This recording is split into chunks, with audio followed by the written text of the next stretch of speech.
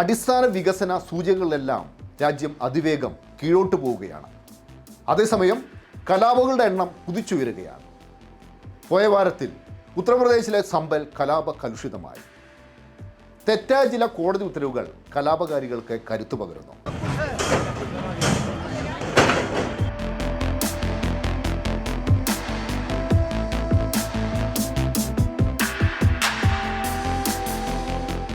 ന്യൂനപക്ഷങ്ങളുടെ വീടും കടകളും ബുൾഡോസർ കൊണ്ട് ഇടിച്ചു നിരത്തിയാണ് BJP സർക്കാരുകൾ അരിശം തീർത്തിരുന്നത്. ബുൾഡോസിംഗ് തടയാൻ സുപ്രീം കോടതി ഉത്തരവിട്ടപ്പോൾ രാജ്യം ആശ്വസിച്ചു. പക്ഷേ ആ ആശ്വാസം ക്ഷണികമായിരുന്നു. UPയിലെ സംബാൽ ജില്ലയിലെ ചന്ദൌസിയിൽ പോലീസ് വെടിവെപ്പ്. കൊല്ലപ്പെട്ടത് 5 പേർ, 20-ലേറെ പേർക്ക് പരിക്ക് പറ്റി. പോലീസ് നടപടി വിവേചനപരമായിരുന്നു. മതം നോക്കിയായിരുന്നു പോലീസ് വേട്ട.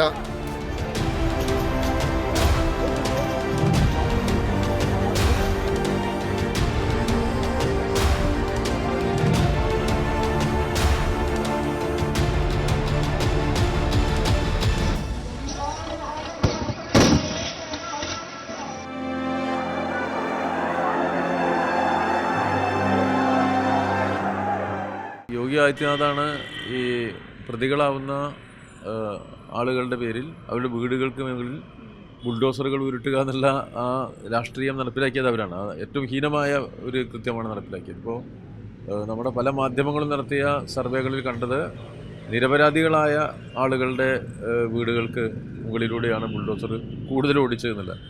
അതുപോലെ തന്നെ ഇതുവരെ ഒരു ക്രിമിനൽ കേസിലും പെടാത്ത പല ആളുകളുടെയും പേരിൽ കള്ളക്കേസെടുത്ത് അവരുടെ വീടുകളെയും ഇടിച്ചു നിരത്തിയ അനുഭവം ഉണ്ടായി. ഇപ്പോൾ സുപ്രീം കോടതി വിധി വന്നതൊരു തിരിച്ചടിയായി മാറിയ ഒരു സാഹചര്യം രൂപപ്പെട്ടിട്ടുണ്ട്. പക്ഷേ ആ അവസരം അവരുപയോഗിക്കുന്നത് വലിയ തോതിലുള്ള കടന്നാക്രമണങ്ങളുടെ അളവ് വർദ്ധിപ്പിക്കാനാണ്.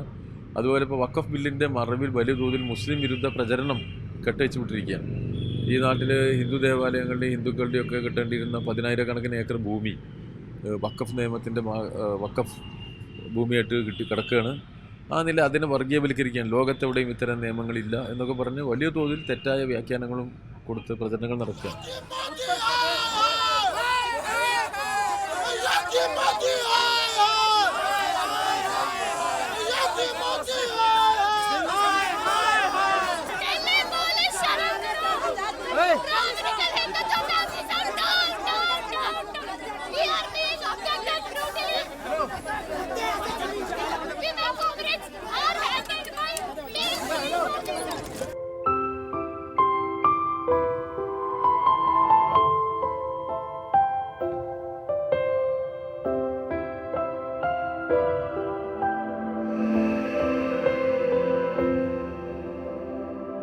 ഒരു വശത്ത് ശതകോടീശ്വരന്മാരുടെ എണ്ണം കുതിച്ചുയരുന്നു. ഒപ്പം മാനുഷിക വികസന സൂചികയിൽ രാജ്യം അതിവേഗം പിറകോട്ട് പോകുന്നു. എന്നാൽ ഇതൊന്നും പരിഹരിക്കാനല്ല രാജ്യവും UPയും ഭരിക്കുന്നവരുടെ താല്പര്യം. ഓരോ മുക്കിലും മൂലയിലും സാമുദായിക സ്പർദ്ധയുണ്ടാക്കണം. നഗരങ്ങളും ഗ്രാമങ്ങളും കലാപ കലുഷിതമാക്കണം. ഭൂരിപക്ഷത്തെ ന്യൂനപക്ഷത്തിനെതിരെ കൂട്ടത്തോടെ രംഗത്തിറക്കി തെരഞ്ഞെടുപ്പ് വിജയങ്ങൾ എളുപ്പമാക്കണം. ഇതിന് അയോധ്യ മാത്രം പോരാ, ഒരുപാട് അയോധ്യകൾ വേണം. അങ്ങനെ സംഘപരിവാർ കണ്ടെത്തിയ പുതിയ വിഷയമാണ് UPയിലെ സംബാൽ ജില്ലയിലെ ചന്ദൌസിയിലെ ഷാഹി ഇമാം മസ്ജിദ്.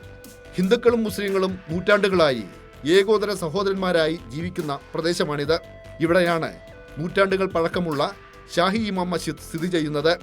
1529-ൽ മുഗൾ ചക്രവർത്തി ബാബറാണ് പള്ളി നിർമ്മിച്ചത്. എന്നാൽ ഇവിടെ ഉണ്ടായിരുന്ന ഒരു ക്ഷേത്രം തകർത്താണ് പള്ളി പണിതത് എന്നതാണ് സംഘപരിവാറിന്റെ പ്രചാരണം. വിഷയം ആളിക്കത്തിക്കാൻ മുകളിൽ നിന്ന് നിർദ്ദേശം വന്നു. പിന്നെ കാര്യങ്ങൾ അതിവേഗതയിലായിരുന്നു. പള്ളിയിൽ സർവേ നടത്തണമെന്നാവശ്യപ്പെട്ട് സംബാൽ സിവിൽ കോടതിയിൽ സംഘപരിവാർ പ്രവർത്തകർ കൂട്ടത്തോടെ ഹർജികൾ സമർപ്പിക്കുന്നു. നവംബർ 19-ന് അടിയന്തരമായി ഹർജികളെല്ലാം കോടതി പരിഗണിച്ചു. കോടതി അന്ന് തന്നെ പള്ളിയിൽ സർവേ നടത്താൻ ഉത്തരവിട്ടു. എതിർകക്ഷികൾക്ക് നോട്ടീസ് നൽകിയില്ല. അവരുടെ വാദം കേട്ടില്ല. സർവേ പെട്ടെന്ന് നടത്തണം. നവംബർ 29-ന് പ്രാഥമിക സർവേ റിപ്പോർട്ട് സമർപ്പിക്കാനും കോടതി നിർദ്ദേശം നൽകി. കേട്ടുകേൾവില്ലാത്തതാണ് സംബാൽ കോടതിയുടെ നടപടികൾ. ഇതിന്റെ പ്രതിഫലനം ഷാഹി ഇമാം മസ്ജിദ് പരിസരത്തുമുണ്ടായി. ഉദ്യോഗസ്ഥർ സർവേ നടത്താനെത്തിയപ്പോൾ ജയ് ശ്രീറാം വിളിച്ച് സംഘപരിവാർ പ്രകോപനം സൃഷ്ടിച്ചു. പ്രതിഷേധവുമായി മുസ്ലിം മതവിശ്വാസികളും സംഘടിച്ചു. ജനക്കൂട്ടത്തെ പിരിച്ചുവിടാനാണ് പോലീസ് ഇടപെടേണ്ടത്. എന്നാൽ ഒരു വിഭാഗത്തിന് നേരെ തികച്ചും പക്ഷപാതപരമായ നടപടികൾ കൈക്കൊണ്ടു. വെടിവെപ്പിൽ 5 പേർ കൊല്ലപ്പെട്ടു.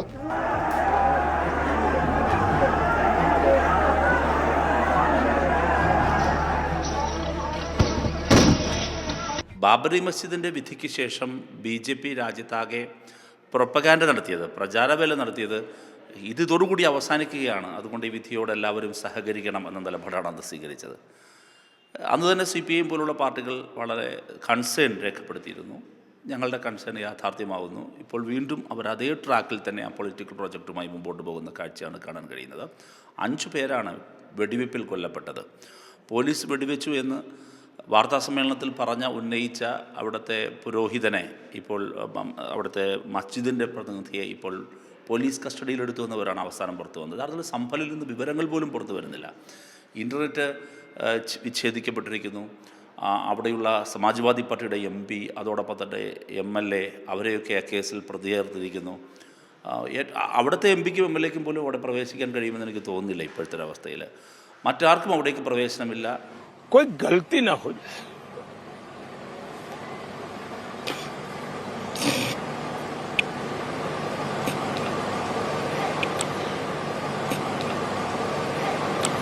दूसरा मेरे मन में भाव रहता है, हो सकता है मेरी मां ने मुझे जन्म दिया. देखिए, इसको क्या कहूंगा मैं. सुखकर्ता दुःखहर्ता वार्ता विघ्नाची नुर्वी पूर्वी प्रेम रूपा जयाची सर्वांगी सुंदर विषेन्दुरा. താൻ ദൈവത്തിന്റെ അവതാരമെന്ന് പറയുന്ന പ്രധാനമന്ത്രി അയോധ്യ വിധി എഴുതാൻ ദൈവത്തിന്റെ ഉപദേശം തേടിയെന്ന് പറഞ്ഞത് അന്നത്തെ സുപ്രീം കോടതി ചീഫ് ജസ്റ്റിസ്. ഇത്തരം അധികാര കേന്ദ്രങ്ങളിൽ നിന്ന് എന്ത് നീതി ലഭിക്കും? रत्न सुंदर मस्तकी भाळा.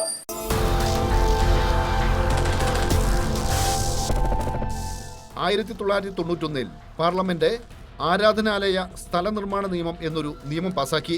ബാബറി മസ്ജിദ് ഒഴികെയുള്ള എല്ലാ ആരാധനാലയങ്ങളും 1947 ഓഗസ്റ്റ് 15 ഉണ്ടായിരുന്ന അതേ അവസ്ഥയിൽ നിലനിർത്തണം എന്ന് നിയമം വ്യവസ്ഥ ചെയ്യുന്നു. കൂടുതൽ അയോധ്യകൾ ആവർത്തിക്കാതിരിക്കാൻ ലക്ഷ്യമിട്ടാണ് ഈ നിയമം കൊണ്ടുവന്നത്.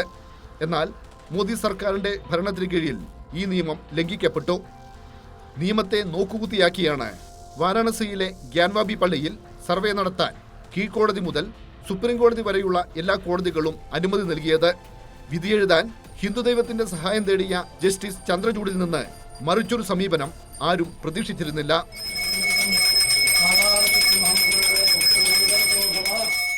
In August 2023, when the Gyan Vyapi mosque issue in Mathura was being taken up, at that time there was a petition before the Supreme Court.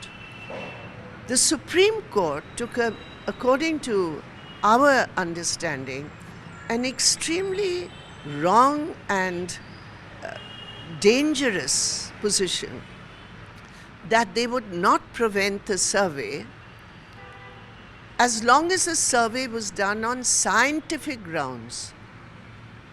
What does that mean? You are opening a Pandora's box.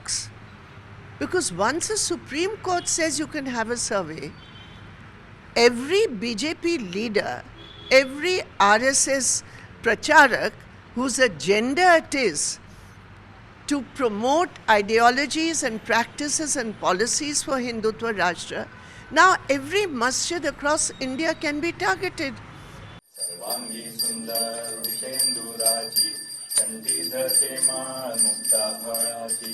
जय देव जय मंगलमूर्ती.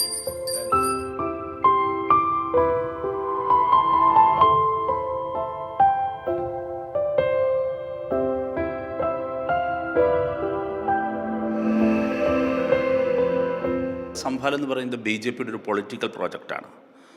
ബാബറി മസ്ജിദിൽ തുടങ്ങി കാശി മഥുരയിലൂടെ നീണ്ട് ഗ്യാൻവാബിയിലൂടെ നീണ്ട് ഇപ്പോഴും സംഭാലിലെത്തി നിൽക്കുന്ന ഒരു political പ്രൊജക്റ്റാണ്. പഴയ മസ്ജിദുകളുടെ മേൽ, നൂറ്റാണ്ടുകളുടെ പഴക്കമുള്ള ആരാധനാലയങ്ങളുടെ മേൽ അവകാശവാദം ഉന്നയിക്കുക. അതൊരു ആദ്യം സിവിൽ തർക്കമായിട്ടും പിന്നീട് അതൊരു വലിയ ലോ ആൻഡ് ഓർഡർ ഇഷ്യൂവുമായിട്ടും ഉയർത്തിക്കൊണ്ടുവരിക.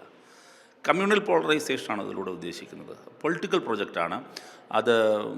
വർഗീയ ധ്രുവീകരണത്തിലൂടെ രാഷ്ട്രീയ നേട്ടമുണ്ടാക്കാൻ കഴിയുമോ എന്നുള്ള പരിശ്രമമാണ് BJP നടത്തുന്നത്. ബാബറി മസ്ജിദിലും അതുപോലെ തന്നെയായിരുന്നു. ഇവിടെ യഥാർത്ഥത്തിൽ ഒരുപാട് ജനകീയ പ്രശ്നങ്ങൾ ഇന്നുണ്ട്. തൊഴിലില്ലായ്മ അതിരൂക്ഷമാണ്. അതേസമയം തന്നെ വിലക്കയറ്റം മറുവശത്ത് കുതിച്ചുയരുന്നു. ദാരിദ്ര്യം രാജ്യത്ത് വർദ്ധിക്കുന്നു. അസമത്വത്തിൻ്റെ വിവിധ പ്രശ്നങ്ങൾ സമൂഹമാകെ നേരിടുന്നു. കർഷകർ വലിയ പ്രക്ഷോഭത്തിലാണ്, വലിയ പ്രയാസങ്ങൾ നേരിട്ടുകൊണ്ടിരിക്കുകയാണ്. അപ്പോൾ എല്ലാവരും കടക്കാരായി മാറുന്നു. ലിവിങ് എക്സ്പെൻഡിച്ചർ കൂടുന്നു. ഇത് വലിയ ഗുരുതരമായ ഇത്തരം പ്രശ്നങ്ങളിൽ നിന്ന് ശ്രദ്ധ തിരിച്ചുവിടുന്നതിന് വേണ്ടി BJP അപകടകരമായ വർഗീയ ധ്രുവീകരണ രാഷ്ട്രീയം കളിക്കുകയാണ്. സംഭാൽ കോടതിയുടെ നടപടികൾ സുപ്രീം കോടതി സ്റ്റേ ചെയ്തിരിക്കുന്നു. സംഭാൽ മേഖലയിൽ താൽക്കാലികമായി ശാന്തി പുലർന്നേക്കും. പക്ഷേ അപ്പോഴേക്കും കൂടുതൽ ആരാധനാലയങ്ങളിൽ അവകാശവാദവുമായി സംഘപരിവാർ രംഗത്തു വന്നു. രാജസ്ഥാനിലെ പ്രശസ്തമായ അജ്മീർ ദർഗയ്ക്ക് മേലാണ് പുതിയ അവകാശവാദം. അജ്മീർ ദർഗയിൽ അവസാനിക്കുന്നില്ല. സംഘപരിവാറിന്റെ പട്ടികയിൽ ഒട്ടേറെ മസ്ജിദുകളുണ്ട്. ഒരു മണിപ്പൂർ മാത്രമല്ല ലക്ഷ്യം. സംഘപരിവാറിന് ഒട്ടേറെ മണിപ്പൂരുകൾ വേണം. വർഗീയ രാഷ്ട്രീയവും കോർപ്പറേറ്റുകളുടെ വളർച്ചയും തമ്മിൽ അഭേദ്യമായ ബന്ധമുണ്ട്. ഇരുവർക്കും വളരണമെങ്കിൽ പരസ്പര സഹകരണം അത്യാവശ്യമാണ്. ഇതാണ് രാജ്യം ഇന്ന് കാണുന്നത്. ഇത്തവണത്തെ ദേശീയം സർവ്വദേശീയം ഇവിടെ സമാപിക്കുന്നു. നന്ദി, നമസ്കാരം.